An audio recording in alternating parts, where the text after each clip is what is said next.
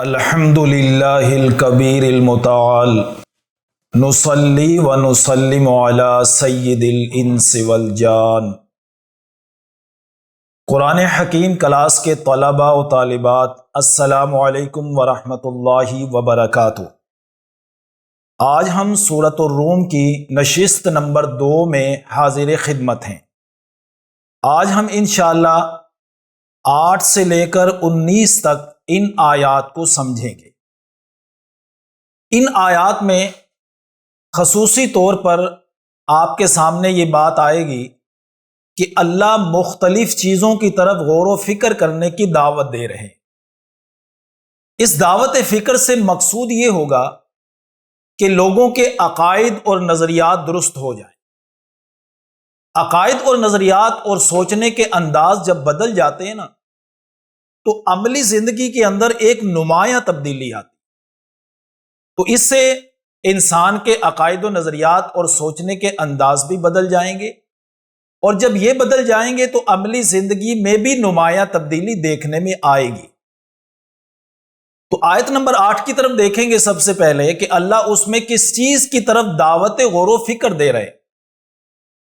اولم یتفکروا فی انفسہم، کیا انہوں نے اپنے دلوں میں غور نہیں کیا کہ ما خلق اللہ السماوات والارض وما بینہما الا بالحق واجل مسمی، کہ اللہ نے آسمان و زمین اور جو اس دونوں کے درمیان ہے اس کو ایک مقصد کے تحت پیدا کیا اور مقررہ وقت تک کے لیے پیدا کیا۔ یعنی یہ جو تخلیق لوگوں کو نظر آ رہی ہے، یہ ایک با مقصد تخلیق ہے۔ جو لوگ یہ کہتے ہیں کہ مر جائیں گے، مٹی ہو جائیں گے، اس کے بعد دوبارہ نہیں اٹھیں گے، کوئی قیامت نہیں ہے، تو وہ اصل میں کیا کہنا چاہتے ہیں کہ یہ جو اللہ نے زمین و آسمان کی تخلیق کی ہے یہ بے مقصد ہے۔ یہ نظریہ تو اس طرف لے جا رہا ہے کہ یہ مقصد، یہ جو تخلیق ہے یہ بے مقصد ہے۔ تو اللہ نے فرمایا نہیں، یہ بے مقصد تخلیق نہیں بلکہ با مقصد تخلیق ہے، اس کے نتائج نکلیں گے، اور پھر یہ ہمیشہ کے لیے بھی نہیں ہے بلکہ وَأَجَلٍ مُّسَمًّى، یہ ایک وقت مقررہ تک کے لیے۔ جب یوں آپ غور و فکر کریں گے اس کائنات میں بڑے منصفانہ انداز میں، تو اس نتیجے پر ضرور پہنچیں گے جو اللہ نے سورہ آل عمران کی آیت نمبر 191 میں لکھا ہے کہ ربنا ما خلقت ھذا باطلا، اے ہمارے رب یہ سب کچھ تو نے باطل پیدا نہیں کیا، بے مقصد پیدا نہیں کیا۔ اور سورہ مومنون کی آیت نمبر 125 میں اللہ فرمائے افحسبتم انما خلقناکم عبثا وانکم الینا لا ترجعون، کیا تم نے یہ گمان کر لیا کہ ہم نے تم کو بیکار پیدا کر دیا ہے اور تم اللہ کی طرف لوٹائے نہیں جاؤ گے؟ تو یہ ایک دعوت فکر تھی کہ ذرا سوچو بچار کرو کہ ایک عام سا آدمی ہے، وہ بھی کام کرتا ہے تو بے مقصد نہیں کرتا، تو اللہ نے اس تخلیق کو بے مقصد بنایا؟ بتا دیا کہ نہیں، با مقصد ہے، اور اس کا ایک وقت مقرر ہے، جب وہ وقت آئے گا ہم اس کو فنا کر دیں گے، پھر ہمارے سامنے پیشی ہوگی جہاں حساب کتاب ہوگا۔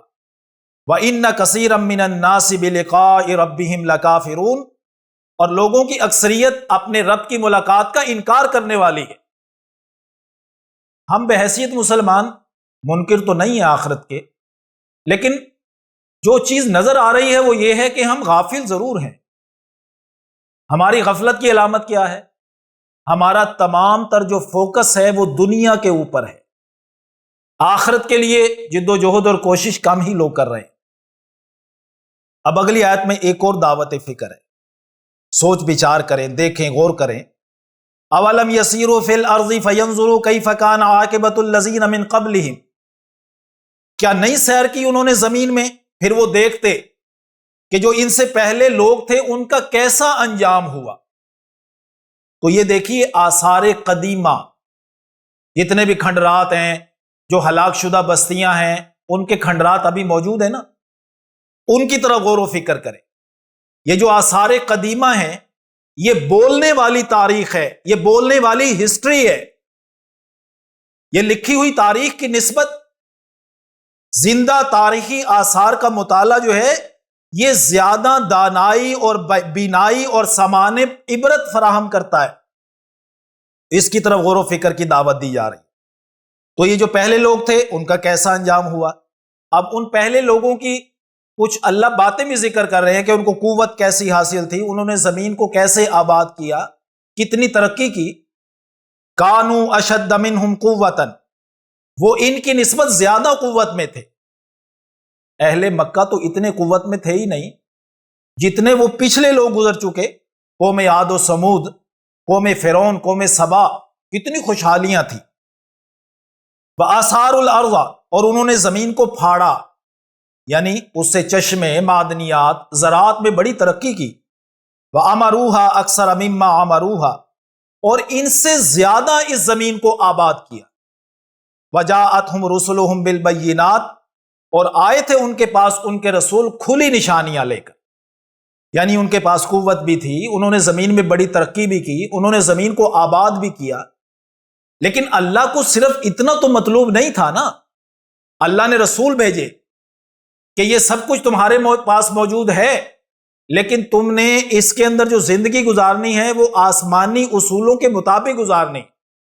لیکن انہوں نے اس کی مخالفت کی، سرکشی اختیار کی، اپنی مرضی سے زندگی کو گزارا، نافرمانی میں آگے بڑھتے رہے، تو اللہ نے ان کو سزا پکڑ لی۔ فما کان اللہ لیظلمہم، اور نہیں تھا اللہ یہ کہ ظلم کرتا ان پر، ولکن کانوا انفسہم یظلمون، لیکن وہ تھے اپنی جانوں پر ظلم کرتے، یعنی سزا میں پکڑ کے عذاب دے کر اللہ نے ان پہ ظلم نہیں کیا، بلکہ وہ اپنی جانوں پر خود ظلم کرتے تھے، شرک کرتے تھے، نافرمانی کرتے تھے، جرم کرتے تھے، جس کی پاداش میں پکڑے جاتے تھے۔ ثم کان عاقبۃ الذین اساءوا السوء، پھر جن لوگوں نے برائی کی ان کا انجام بہت برا ہوا۔ اور دو جرم تھے جو اللہ آگے ذکر کر رہے ہیں جن کی وجہ سے ان کا انجام برا ہوا۔ ان کذبوا بآیات اللہ، ایک تو یہ کہ انہوں نے اللہ کی آیات کو جھٹلایا، وکانوا بہا یستہزئون، اور وہ اس کی آیات کا استہزاء بھی کرتے تھے، صرف جھٹلا نہیں دیتے تھے بلکہ آگے بڑھ کے اس کا استہزاء کرتے، مذاق کیا کرتے تھے۔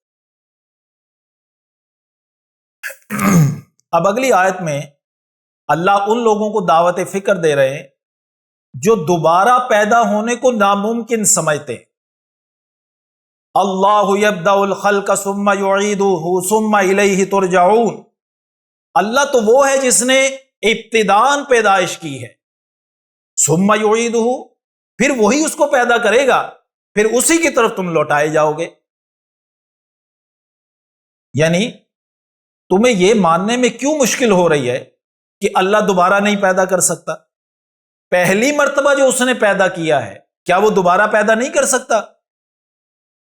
پیدا کرے گا، اس کے پاس لوٹائے جائیں گے اور اس کے سامنے پیشی ہوگی اور حساب کتاب ہوگا، اور جو مجرم ثابت ہو جائے گا اللہ اس کے بارے میں فرما رہے ہیں وَيَوْمَ تَقُومُ السَّاعَةُ يُبْلِسُ الْمُجْرِمُونَ، اور جس دن قائم ہوگی قیامت، مجرم اللہ کی رحمت سے اور نجات سے مایوس ہو جائیں گے۔ وَلَمْ يَكُنْ لَهُم مِّن شُرَكَائِهِمْ شُفَعَاءُ، اور ان کے لیے ان کے شریکوں میں کوئی سفارش کرنے والا نہیں ہوگا، جن کو وہ یہ سمجھتے تھے کہ دنیا میں ہم ان کو پوجتے ہیں، ان کی عبادت کرتے ہیں، تو یہ دن قیامت ہمارے سفارشی ہوں گے۔ تو اللہ فرما رہے ہیں جب یہ مجرم پکڑے جائیں گے تو کوئی سفارش کے لیے آگے نہیں بڑھے گا۔ جب وہ یہ معاملہ دیکھیں گے کہ جن کو ہم معبود سمجھتے تھے کہ یہ سفارش کریں گے، ان میں سے کوئی بھی آگے نہیں بڑھ رہا ہے، تو وَكَانُوا بِشُرَكَائِهِمْ كَافِرُونَ، کافرین، وہ اپنے شریکوں کا انکار کرنے والے ہو جائیں گے۔ ظاہر ہے جب کوئی آگے نہیں بڑھے گا تو بوکھلاہٹ میں جھوٹ بول دیں گے کہ واللہ ربنا ما کننا مشرکین، اللہ کی قسم ہے اے ہمارے رب ہم تو شرک کرتے ہی نہیں تھے۔ وَيَوْمَ تَقُومُ السَّاعَةُ يَوْمَئِذٍ يَتَفَرَّقُونَ، اور جس دن قائم ہوگی قیامت اس دن جدا جدا ہو جائیں گے۔ آج تو ملے جلے رہتے ہیں، اس دن اللہ سورہ یاسین میں فرماتے ہیں وَامْتَازُوا الْيَوْمَ أَيُّهَا الْمُجْرِمُونَ، اے مجرموں آج الگ الگ ہو جاؤ۔ اب وہ الگ الگ کیسے ہوں گے، کس بنیاد پر یہ تقسیم ہوگی، اس تقسیم کو اللہ اگلی 2 آیات میں ذکر کر رہے ہیں۔ فَأَمَّا الَّذِينَ آمَنُوا وَعَمِلُوا الصَّالِحَاتِ، بہرحال جو لوگ ایمان لائے اور انہوں نے عمل صالح کیے، فَهُمْ فِي رَوْضَةٍ يُحْبَرُونَ، وہ باغ میں خوش ہوں گے۔ تو یہ ایک بنیاد پر تقسیم ہوگی، اور وہ یہ بنیاد ہوگی کہ جو ایمان اور عمل صالح والے ہوں گے اللہ ان کو الگ کر کے باغ میں داخل کریں گے اور وہاں نعمتوں میں ان کو خوش کیا جائے گا۔